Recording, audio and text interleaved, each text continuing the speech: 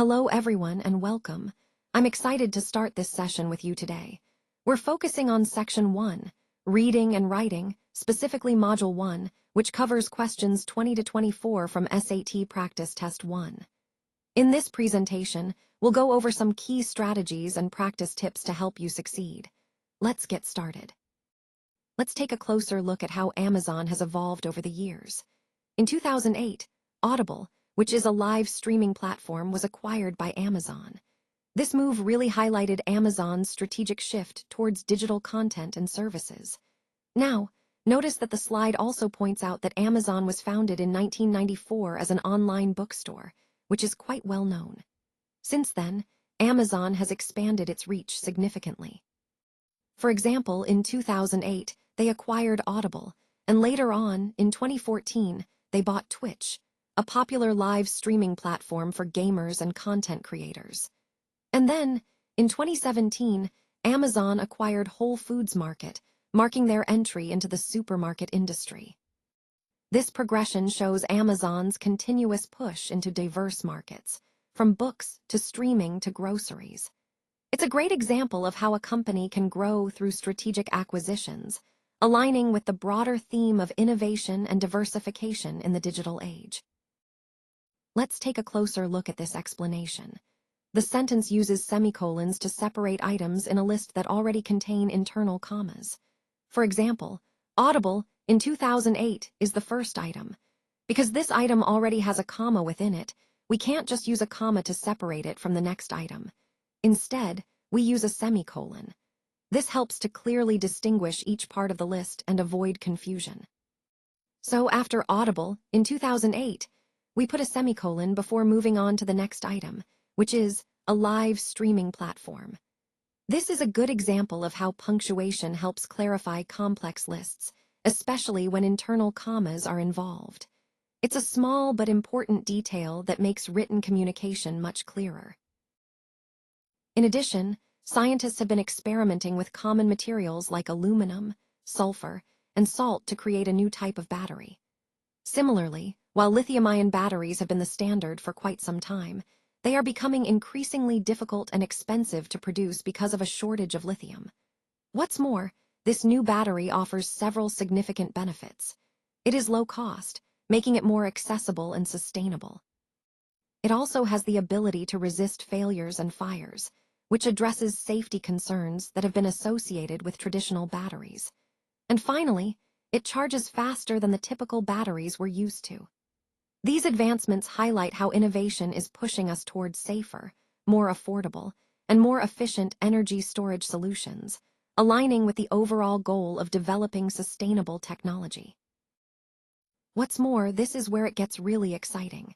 After outlining the challenges with lithium-ion batteries, like their limited lifespan, safety concerns, and environmental impact, we now turn to the benefits of this new battery technology. This transition, what's more, helps us smoothly add positive developments to the discussion, showing how innovation is addressing these issues. The new batteries offer longer life, improved safety, and are more environmentally friendly, which aligns perfectly with the overall goal of advancing sustainable energy solutions. So, not only are we recognizing current problems, but we're also highlighting promising solutions that could transform the future of energy storage. Well done. Let's look at Anton Stamets and his concertos. Both of these pieces were written by Stamets, but they differ in the instruments they feature. The 1774 concerto is for viola, which is a string instrument known for its rich, mellow sound. The 1780 concerto, on the other hand, is for flute, a woodwind instrument that produces a bright, airy tone. Stamets was quite prolific and wrote many concertos, including these two for different instruments. Now, the key point here is the difference between the two concertos. To highlight this effectively, the most relevant detail is that Stamets wrote a concerto for the flute, a woodwind instrument, in 1780, and a concerto for the viola, a string instrument, in 1774. This emphasizes the variety of instruments he composed for and helps us understand his versatility as a composer. So, in summary, Stamets's concertos showcase his ability to compose for different instruments, and the specific instruments he chose. viola, and flute, are important to understanding his work and the context of these compositions. This choice really highlights the key contrast between these two concertos, focusing on the instruments involved, viola versus flute, and also their dates of composition, which are 1774 and 1780. It's interesting to see how Stamets tailored each piece for a different instrument, reflecting perhaps different musical trends or personal interests at the time. While both pieces were written by Stamets, the 1774 concerto is for viola, giving it a darker, richer tone, whereas the 1780 concerto is for flute, which tends to be brighter and more agile. This difference in instrumentation not only shows his versatility as a composer, but also helps us understand the evolving musical landscape of the late 18th century.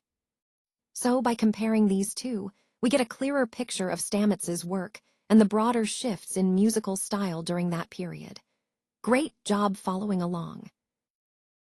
Let's compare the heights of these two remarkable pyramids. The Pyramid of Menkaure in Egypt stands at 213 feet tall and was built in the 26th century BCE. In contrast, the Pyramid of the Sun in Mexico is slightly taller, at 216 feet. Interestingly, some pyramids around the world, like one built by the ancient Teotihuacanos around 200 CE, even surpass 200 feet in height.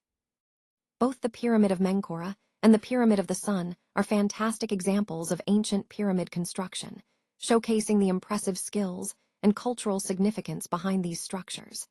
When discussing their heights, the most relevant detail is that the Pyramid of the Sun is 216 feet tall, which makes it slightly taller than the Pyramid of Menkaure. This comparison highlights the diversity and scale of ancient civilizations' architectural achievements. So, the student's goal here was to compare the heights of these two pyramids. And if you look at the options, choice C is really the only one that gives us the specific numerical heights directly from the notes. It states that the Pyramid of Menkaure is 213 feet tall, and the Pyramid of the Sun is actually a bit taller at 216 feet. This comparison is straightforward and precise, which is why it's spot on. It really helps to clearly see the difference in their heights, aligning perfectly with the goal of comparing these structures. This choice highlights the importance of paying attention to exact numbers when making comparisons, which ties into the overall theme of understanding and analyzing data accurately. On this slide, we're looking at the coral reef ecosystem and how it's being affected by changes in ocean chemistry. Specifically, net calcification, which is the process that helps build and maintain coral reefs, has decreased in some areas. This decrease is linked to a drop in the ocean's pH levels, meaning the water is becoming more acidic. This is a significant concern because net calcification is what holds coral reefs together, providing them with their structure and resilience. Now, the reason some reefs are experiencing this decline is primarily due to carbon dioxide emissions. When CO2 is released into the atmosphere, it also dissolves into the ocean, which causes the pH to decrease. That is, the water becomes more acidic. This acidity hampers the coral's ability to calcify, leading to weaker reefs that are more vulnerable to damage. So the key point here is that decreased pH, driven by increased CO2 emissions, results in decreased net calcification. This relationship highlights how human activities are directly impacting marine ecosystems. Understanding this connection is crucial as we look for ways to protect and preserve these vital habitats. So, what we're seeing here is that the decrease in net calcification in some coral reefs can be directly linked to the drop in the ocean's pH levels.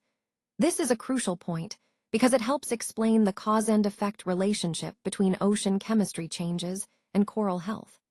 Essentially, as the pH drops, the reefs struggle to calcify as effectively, which can have serious implications for their growth and resilience.